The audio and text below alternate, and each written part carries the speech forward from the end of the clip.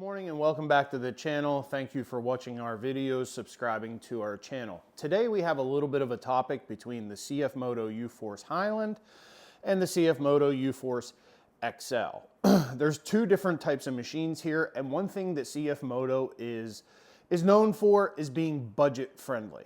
So we can compare costs and we can actually compare performance, torque, and everything else between the Highland to the XL. One thing about the Highland is you get comfortability because you have enclosed cab, you have your HVAC in it, but the one thing about the Highland is it's going to be a little bit heavier than what the XL is.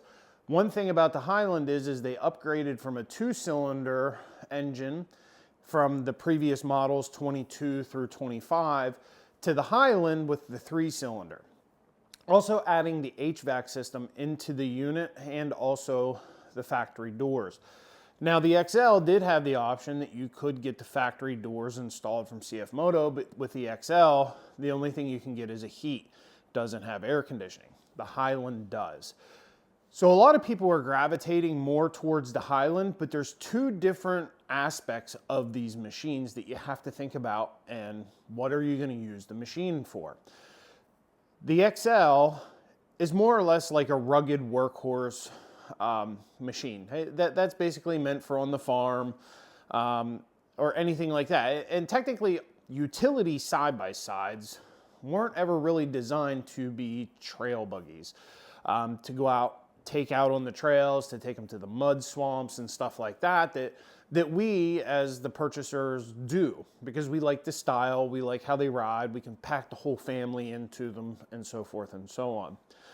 With the Highland, you're getting the triple cylinder, the 998cc engine versus the V-twin that was in the XL.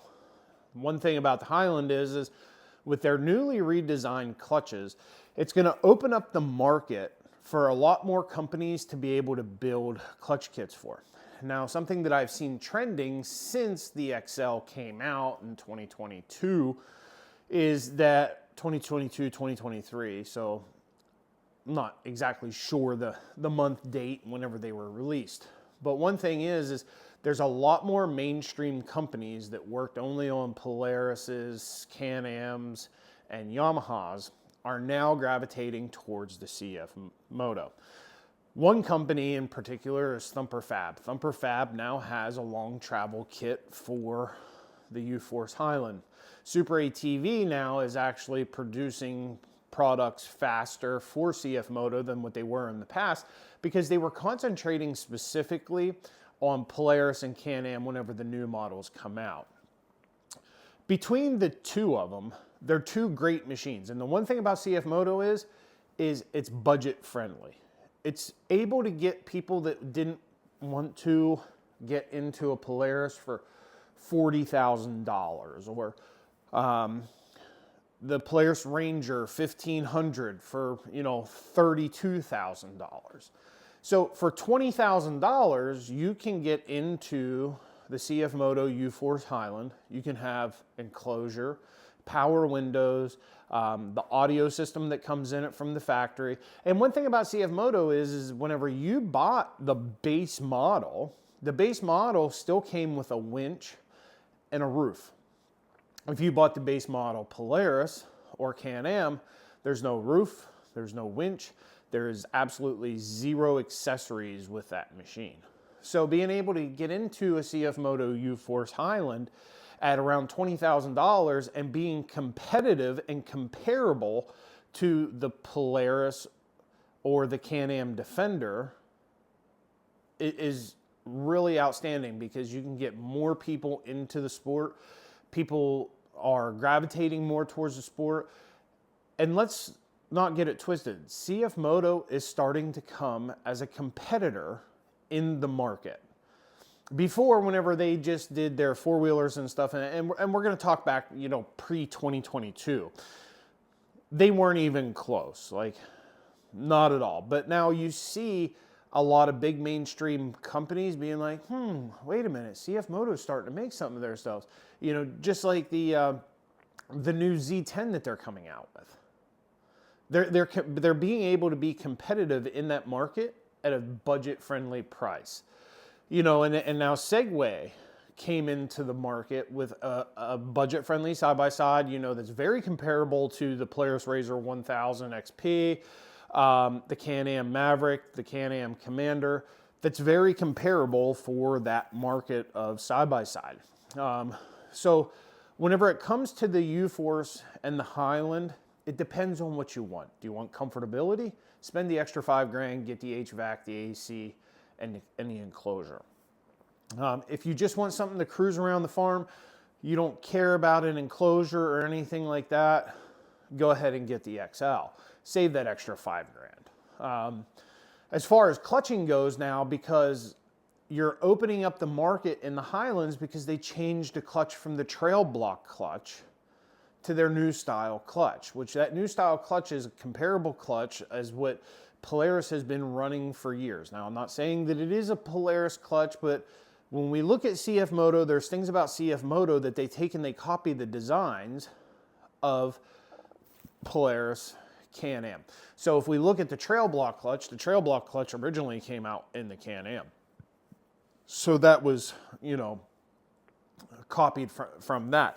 Same way with their transmissions. It's a Canadian transmission, Canadian clutch that's in there. So we have a Chinese-made machine that has mainstream parts and products that was manufactured by a mainstream parts and products company that was manufacturing those parts for mainstream machines. So as far as it goes, I mean, even with the Highland, the comfort of the machine, push button start, push button shift. Now, I'm not crazy on the push button shift just because you're adding more electronics that can fail under moisture, wet conditions. Especially if you're riding those machines in a lot of moist, wet conditions. You know, you live in Georgia, Florida, and stuff like that, and you're always at the mud parks. I believe that we're going to start seeing a lot of failures with the electronic shift once those machines start making it into those parks, because now Super ATV does have the 6-inch portals, the 4-inch portals that are available for that machine, which is going to open up the market again to those individuals that ride in mud parks. We're just going to start seeing some failures with the electronics. We have seen some failures with the electronics, but I'm not even going to say that they were a failure. There was a glitch. They may have rectified it. They may not have rectified it. But that's just one thing about me is I want the least amount of electronics when it comes to my transmission and the engine, especially if I'm going to be, you know, running it through mud parks and stuff and everything like that. Now, I'm an individual that I don't need heat and air conditioning, but I do like to have heat. So in our Expedition, that's why I bought the Adventure 5 without HVAC and the power windows and the power doors, because I just like heat. In the summertime, I flip up the windshield, I take the enclosure off of it so I can have the air while I'm moving, you know, down the trails. You know, this video is not about a Polaris, it's not about a Can-Am, it's specifically tailored to the CFMoto market. From me and my perspective of having the XL to the Highland, I would have rather waited 2 years and got the Highland and built the Highland. Now, do I regret getting the XL? Not at all, because I had a lot of fun developing parts and products for that machine that are now out there on the market from other companies, because we were able to pioneer the market on that. You know, we had the first UForce XL and the XL on portals. And I built that whole entire portal kit with off-the-shelf parts except for the portal plates. I had to custom manufacture and make the portal plates for it, but everything else was straight off of the shelf. So in comparison to the two, I would go towards the Highland versus the XL. XL, still have a little bit of clutching issues and clutch problems, but then again, you know, you reach out, you get a good clutch kit from a good reputable company, you put it in there, it eliminates that. I just don't like the trail block clutch. I'm not a big fan of it. I think it's dinosaur technology that's in 2025, 2026 era. It should have had a different clutch right from the beginning, and I think that whenever they realized that there was clutch issues and problems, they should have rectified it, and they didn't. They still manufactured with the trail block clutch, and didn't try to compensate the end user with that issue and problem.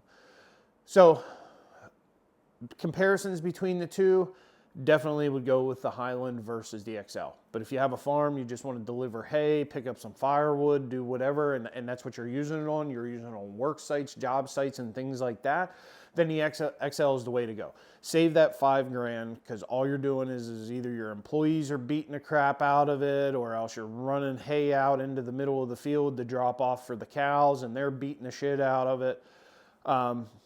So vice versa there.